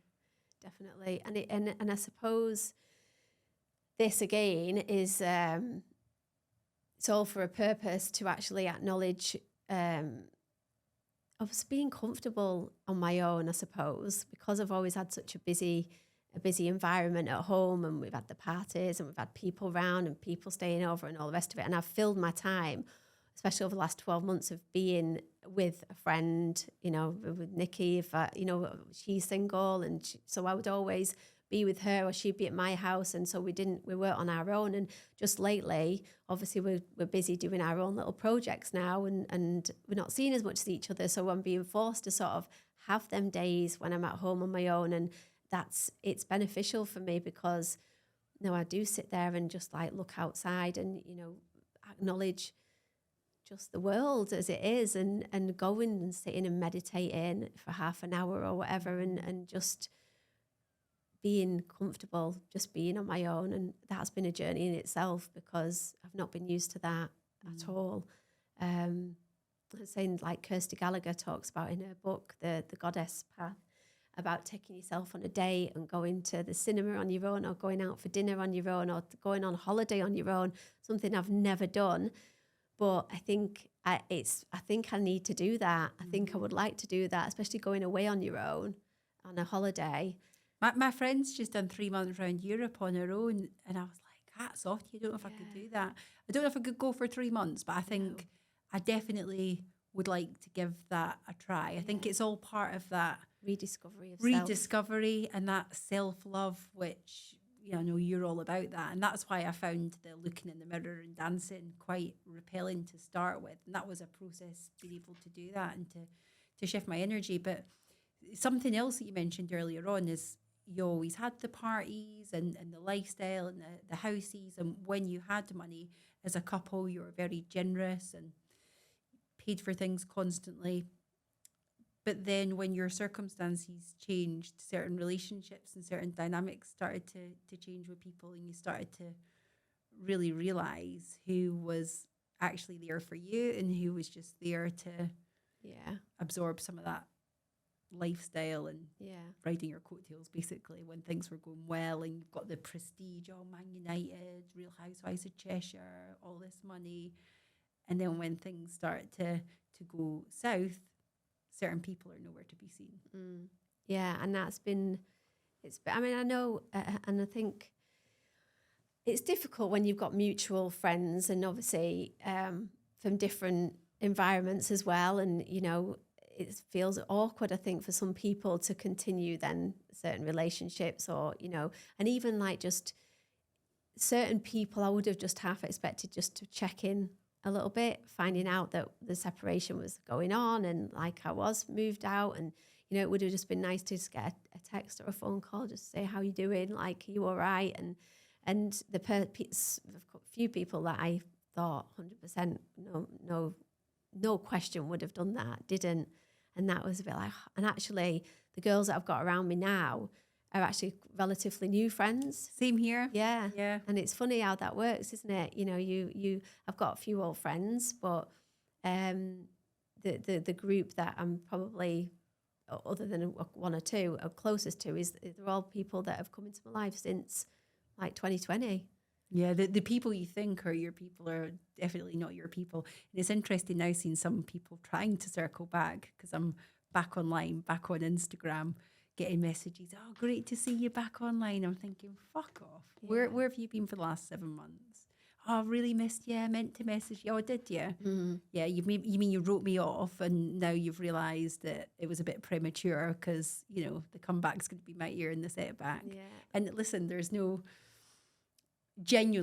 animosity towards those people, but I find it quite amusing. Genuinely, I'm like, I've got so much more clarity. This process has given me so much more clarity. Like, you were just using me because I'm a commercial value. The second you found out that I'd taken my podcast down, you no longer had anything to do with me. You were trying to protect your brand and disassociated there, and you're like, wow, it's quite enlightening, isn't it? It's educational. Yeah. And don't get me wrong, when you're getting the daggers in the back at the time, and I have had some daggers in my back, it hurts. Yeah. I'm not going to pretend otherwise. Like you said, you could have 100 positive comments in a social media post, but the human brain is wired to fixate on that one. But this is something I want to lean into more, because that is normal. But again, be self-aware enough to know about that, and then bring yourself back to center. Yeah, and that's the key. Yeah, and that's what I'm doing. And some days I don't need to bring myself back to centre at all. And then other days, like the one I had yesterday when I found out 2 of my housing applications had been rejected, I had to bring myself back to centre about 100 times. But I think one of the key attributes for success, time will tell, is resilience. It's the ability to never give up. And I think it was Winston Churchill that said, success is bumbling from one failure to the next without any loss of enthusiasm. And So true. yeah, like I really, really resonate with that. So, you know, let's see where it all ends up. But yeah, very interesting. I forgot what I was actually going to say to conclude that. Go about the brain fog. But yeah, very interesting seeing the different dynamics and who really wants you to succeed, who actually really cares about you as well. Like in my case, who believes the bullshit or who's just wanting the gossip. It's been, yeah, I've definitely had more personal growth through this adversity than at any other point in my life. And this is what I really want to share with people, because one, you know, I don't have many attributes, but one attribute I do have is resilience. But, you know, that's actually quite a negative way to speak about yourself. But I have got a better... What, saying you've got resilience? No, I said, I don't really have many attributes. But, you do. But we do this, I don't know if it's a female thing or if it's just a lack of confidence. It's a female thing. But we put ourselves down. When you're about to give yourself a compliment, we give ourselves a negative first, because we probably don't want it to come across as egotistical. Yeah. But I've got better at asking for help as well, because I've got a lot of attributes. I've got a lot of attributes. Yeah, I've got a lot of attributes, and one of them is actually feeling confident enough to let people know when I'm actually struggling. Because again, in the past, what I've done is shared with my friends, oh, I felt like this, but after I've already got myself out of it. So I've started sharing in real time, because obviously there is quite a lot of dark moments with the intensity of this situation. It's quite funny. So the night before last, I messaged 2 of my friends and just said, oh, look, this is going on, that's going on, feeling really shit, whatever. Just left them a voice note.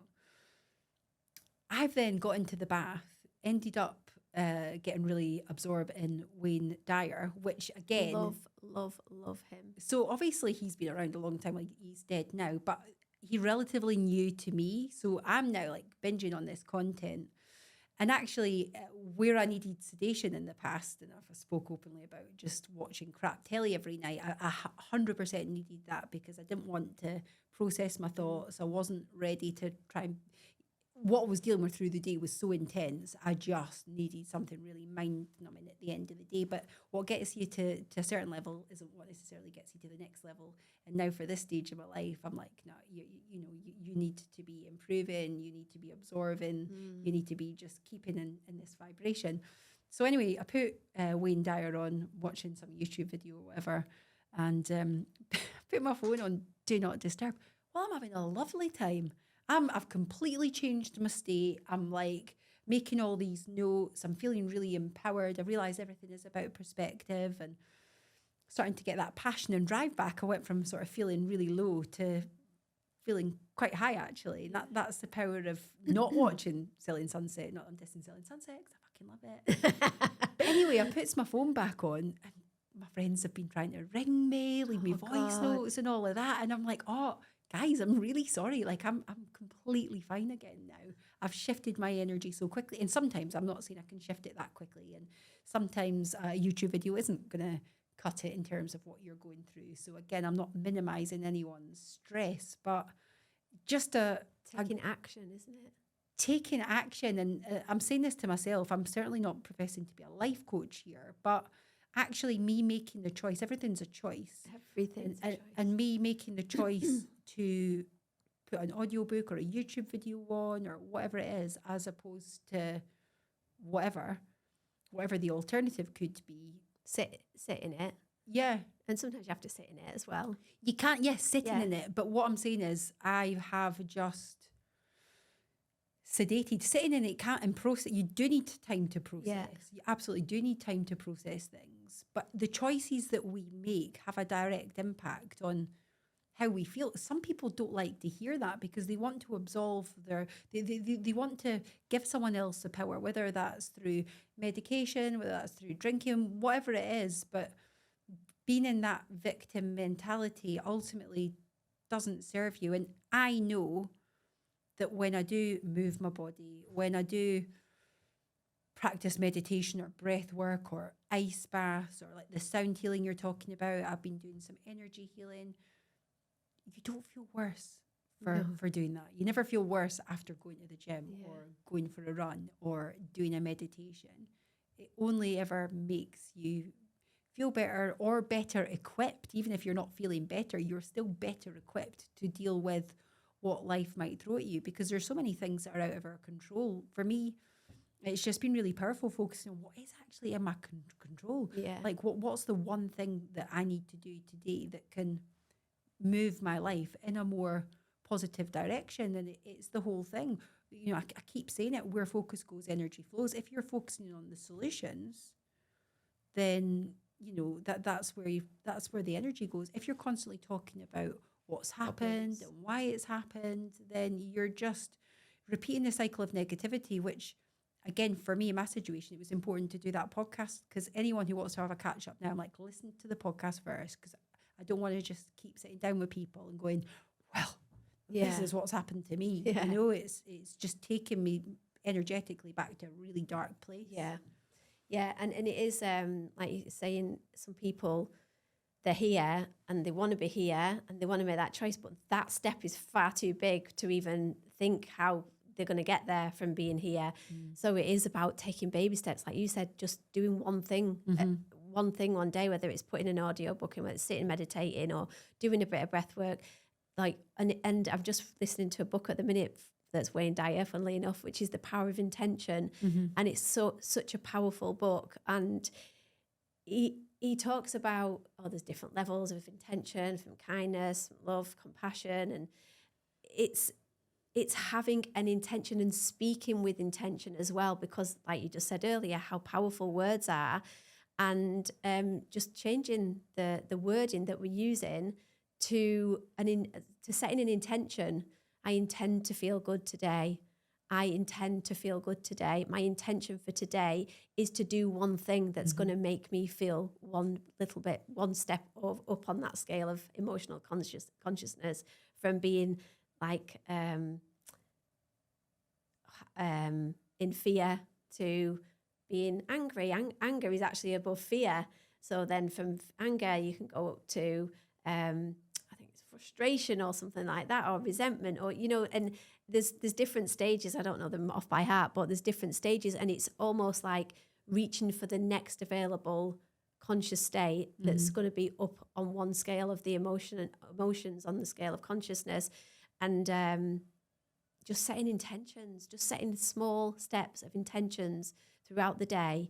You know, it might be, today I am going to do a workout. Today, if I do a meditation for 15 minutes at some point in the day, whether it's in the beginning, you know, then I've accomplished one thing. You know what I mean? I've accomplished something that I intended to do. And it is just the power of intention is really powerful.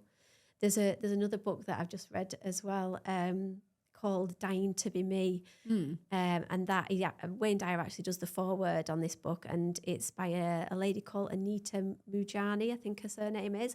And she had a near-death experience, and this puts everything in perspective, because the way she, there's lots of people that have had near-death experience, and I fully believe that this is just a blip in time, and this is like a journey that we've agreed to come on.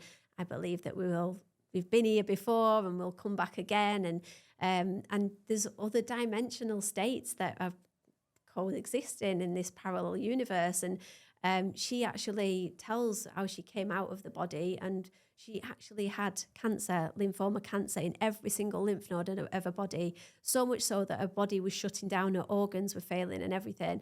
She was on the hospital bed. She's seen herself on the hospital bed, but she's like trying to tell everyone, but she'd almost gone into like an energetic state. So she was everywhere and everything at the same time.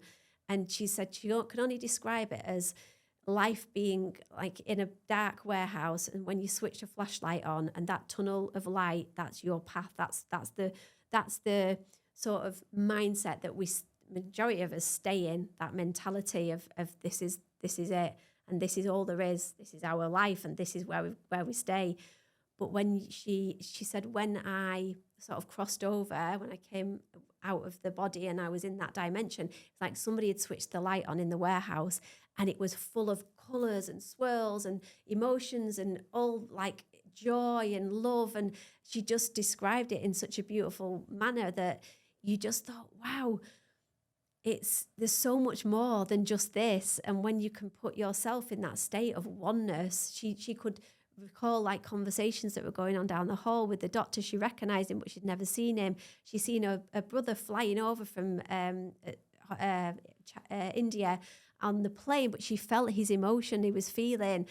She was explaining all the things that were said to her. She was meant to be in a coma. She was meant to be, but she went to see her dad who had passed over, and he said, it's not your time yet. Even though she was literally, her body was giving up. It's not your time yet. You can go back into your body, or you can come with me. And she was like, well, why do I want to go back in that body? It's like giving up. It's only giving up because you've given up. You're in control of it. You have the power to change that, because you are more than just that body. That body is just a vessel. And she went back into the body, and within 2 weeks, she'd got rid of every single bit of cancer in her body. You see, I love hearing stories like that. But you know what I'm also mindful of? Like a lot of people, I've lost loved ones to cancer. Is that not almost saying that it's their choice then to leave? I think it's because they become the illness, and that is just because they're not unable to see outside of it. They accept it as their fate, I suppose. Don't get me wrong, I do believe, because he said, this isn't your time. You've allowed yourself to become the illness, and you've been unable to see past it. And I think we know the placebo, Joe Dispenza, you are the placebo. He's done studies and tells the stories of people that have had operations and been opened up and sewn back up and nothing's been done, but they've made a full recovery. And that's the power of your own placebo, because he tells a story of a man that somebody said he had a curse put on him, and I was just thinking voodoo. Yeah, curse put on him, and he literally believed that he had this curse on him, so much so he became so poorly he was about to die, and then somebody else came in and said there is no curse, and then he made a recovery because he realized that it was himself that was doing it. We can literally make ourselves sick to the point of death because we are that powerful. The mind is that powerful. Mm-hmm. And if it is that powerful, then we can do the opposite. We can make ourselves well. But it is that deep knowing and belief system. And like I say, don't get me wrong, some people have come here for that journey. They've come here and that is the end of the road for them. So they maybe do all the things that they can, but it still doesn't help them and they end up passing anyway. Maybe that's their path. But I think there is so much to be said for them on alternative healing therapies and just creating that, not becoming the illness. And I think Sophie talks about this a lot. She wasn't never going to be her illness. She was never going to be her cancer. It was something that she had, but it wasn't hers. She wasn't it. And she was determined to make a full recovery and do whatever she needed to do that. And now she makes her story and tells it on the retreats and tells it through her work and nutrition coaching to be able to help other people. That obviously has happened to her for a reason. Mm-hmm. These things have happened to us for a reason, mm-hmm. for us to be able to go on and tell our story to help other people rise up after devastating impacts for mm-hmm. things that happen in their lives. I can't believe how common it is, the amount of messages I've had that people have endured massive traumas. Yeah. And are going through massive traumas. I don't know having really never experienced massive trauma before, if it's always been the way. But I am kind of shocked at how challenging people are finding things right now. Yeah, absolutely. Absolutely. And like you say about gratitude, I'm so grateful that, you know, we've got the people around me that I have, and you're saying the same, like people helping you out. Some people don't have that network of people. Some people are struggling and they've got no one to turn to, like single mums, and, you know, hats off to, I mean, my kids are grown up, but if I'd have been in a position, and I've got friends that are obviously separated and they've been fully having to support themselves and their child without any help from the partner that's left. And there's, I mean, financially, people are crippled, aren't they, because of what's going on in the world. And the logistics as well, by the way, because I didn't think anything of arranging to meet a friend at 6 a.m. to go for a run. Well, you can't do that as a single parent. no, that's it. You can't do that at all. Or do you want to meet tonight to go for a walk? Oh, no, I can't really, not for another 4 to 5 years. I think I was going to say 45 years there. Yeah, and obviously then if you've got no childcare, it's difficult. But very grateful that I've got a roof over my head, that I have now got a bit of a steady income, and that I've got opportunities with the retreats. And that's like, obviously, they say the business in the first 3 years, most businesses in first 3 years fails, doesn't it? And I've done like all the other little things like the journal and the Kiss Frogs and the With Lovely Ann stuff. I've still got blooming stock of that, you know, and then I start thinking, oh God, you know, I've got all these things that happen and that I've done and they're not really succeeded with, and I'm trying my bloody best to like learn these things. And actually learning a business there's so many different aspects of it. The marketing is the main thing. If you've got no budget for marketing, then you're pretty much booked, basically. And it's learning the back end of that and how to, you know, share that information, especially with social media now. It's changing all the time. And it's like Nikki always says to me, if you think of the iceberg, people that are successful and that have made it, you only see that very tip of the iceberg. You don't see underneath the water and all the work that's gone into it to get them to that point. And that's the nature of it, isn't it? It's resilience and continuing to keep pushing and keep striving and keep reaching for opportunities. And like grateful that I've been on that show and that I have still got a not a massive following, but I've got a following that's, you know, desirable for people to still want to work with me. And I want to start my own podcast up again. And again, that was only finances that stopped me doing that. I didn't have a sponsor and costing to rent the studio and stuff like that. So it's that thing about it's 10 years to become an overnight success in the background. Yeah. And you're totally right about everything you're saying about the business strategy and marketing and actually having a bit of an infrastructure and making sure you're doing things properly, raising finance to, you know, sponsorship, whatever that may be to your business or your industry. But I still think, maybe I'm just getting more and more woo-woo as I'm getting older, but I still think that energetically there's a block there for you. Like just some of the wording that you used before about, well, yeah, it was Wes's money. Yeah, but you know, that was never me. I never earned that. And I don't know. I feel that even now you don't acknowledge like how amazing your contribution's been and the value that you have brought to the table throughout the years, not just in the latter years. And I think as entrepreneurs, we do try different things and some succeed, some fail. That's the nature of the beast. But if we keep going, if we keep bumbling along, then, you know, the sky's the limit. But this is probably the most real podcast you've ever done because we're just saying, look, this is where it's at. And I think it's fantastic. I know you were a bit nervous about doing it, weren't you? You weren't sure whether it was... Because I wanted to be on the other side, like everyone else, and says, "Oh, this is what happened to me, and this is how hard it was, and it was horrific, and but look where I am now."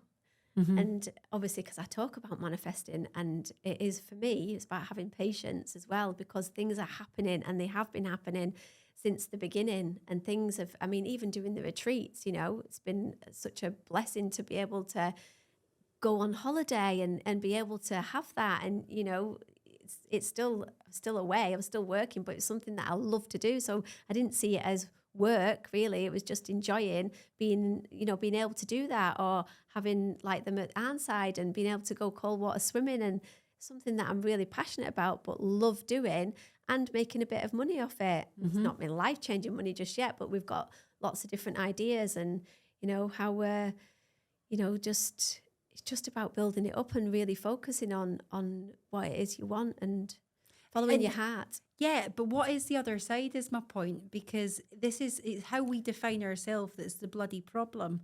And you're living a very successful life right now. Not everything is correlated to how much money you've got in your bank account. You're still able to do what you want to do on your terms. You've got freedom to be able to do that and pursue these passions whilst, you know, still bringing money in and happiness. Ultimately, that inner peace that we're talking about, to me, that's the other side. Yeah. And to wait until you've got the money in the bank, you're not sharing the lessons, because I think the lesson that we've got for people right now is, okay, yeah, be the energy you want to attract, come and watch what we do now, absolutely. But the fact that I would say arguably we are at the other side, because we have chosen happiness.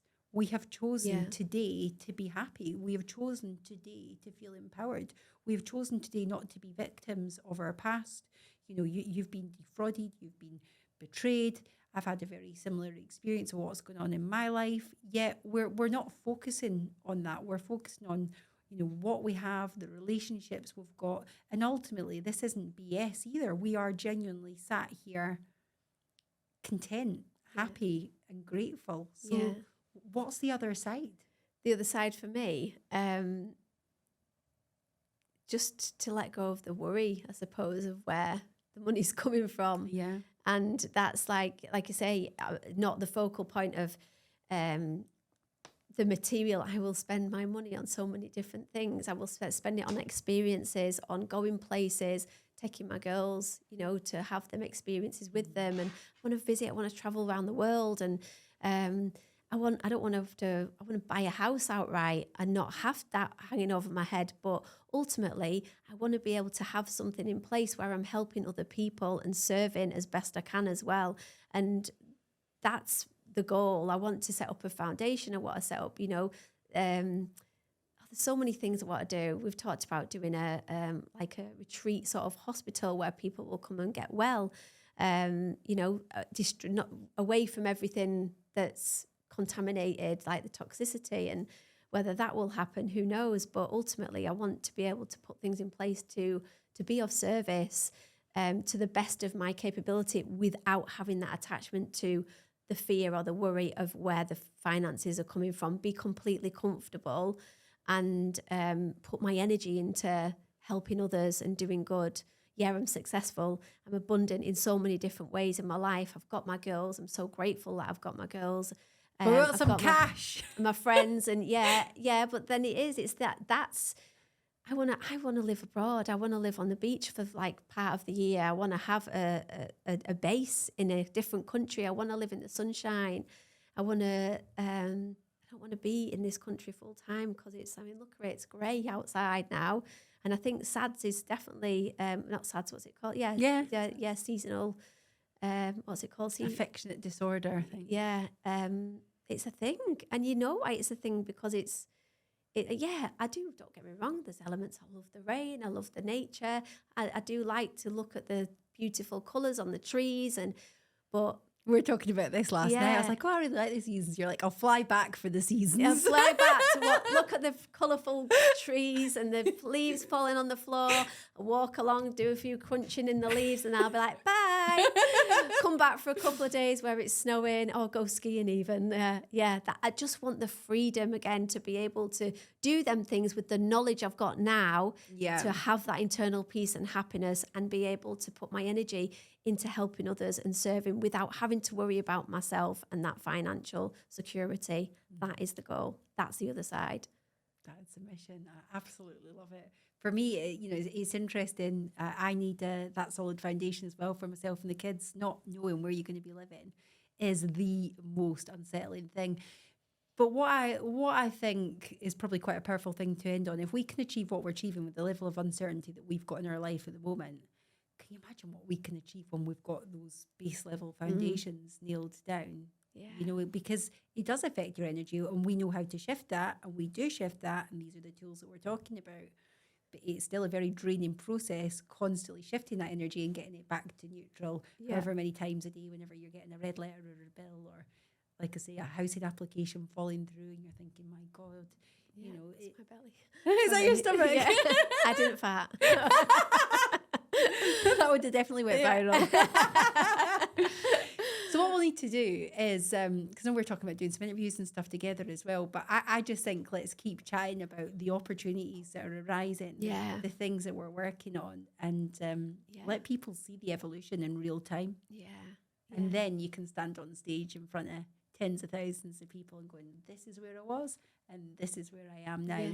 But let's document the whole process, because Absolutely. where you started in 2020, when you started, you know, on this crazy path, this entrepreneurial journey, this life journey, really, to where you are now, there's just a huge evolution. And I know you journal and you write and you document everything, but podcasting is another great way to do that. Yeah. 'Cause if you look back now, if you've ever listened to a previous podcast you might have done 3-4 years ago, my God, it's the most cringeworthy thing it is for me anyway. I'm like, did I say that? Did I think that? Did I believe that? And it's not necessarily that you're being disingenuous, but it's just interesting. Most of us evolve when you're doing self-development, professional development, whatever it is. We do evolve. So it's just quite a fascinating process, and like looking back and actually seeing how far you've come, because we don't often give ourselves that credit. Yeah, definitely.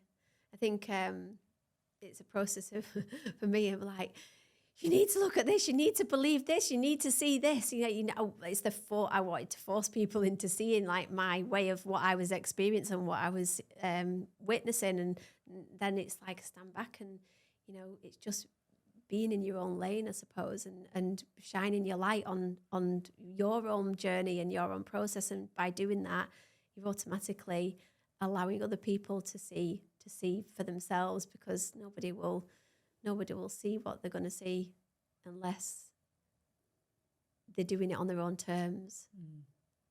Yeah, and they have to have that realization. There's no quick fix. There's no overnight like success or overnight feeling good, or like a journey, that spiritual sort of internal journey. And it's stripping back the layers, each like thing that happens, like doing the belief coding and like holding on to things. And I've, like you're saying again last night, about going back into your childhood and realizing that's why I've put up with so many things, and like the rejection that I felt as a child, and my dad leaving and all that. And it's that peeling back them layers and the realization that, that's why I believe that, or that's why I've accepted that. And that's why I've you know, allowed that to happen, or made that choice to stay in that place, because the belief was created way back when, but we're completely unaware of that. And some people go through the whole lives, don't they, without even realizing the depths of where their belief system and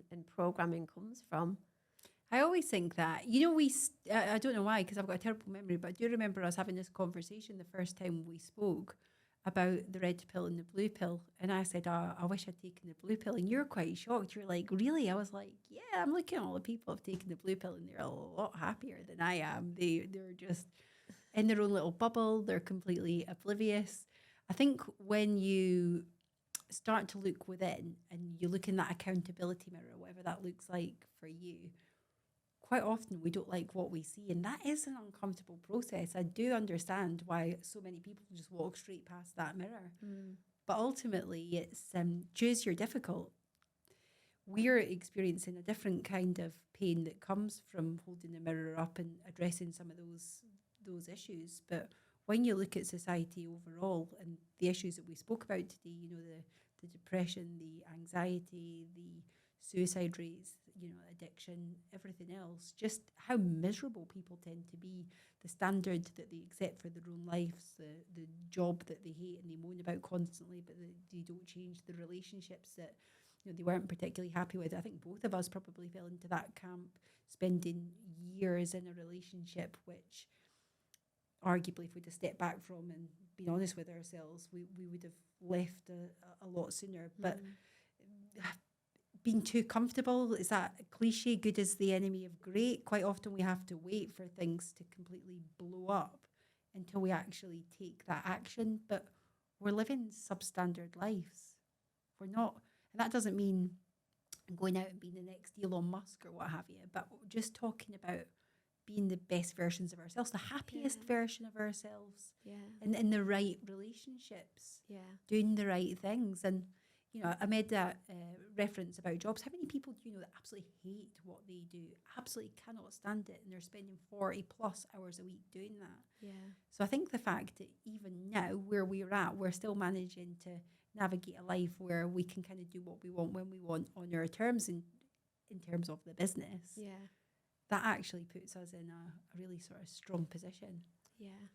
And it's important, I think, to, they say don't look back, you're not going that way, but actually it's important to look back, isn't it, and see the iceberg underneath, and understand what it's took to get us here, and then where we're going as well.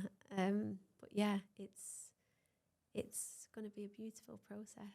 It is going to be a beautiful process. And you're a beautiful lady, so inside and out. So are you. And so are you. How do you feel? I feel good.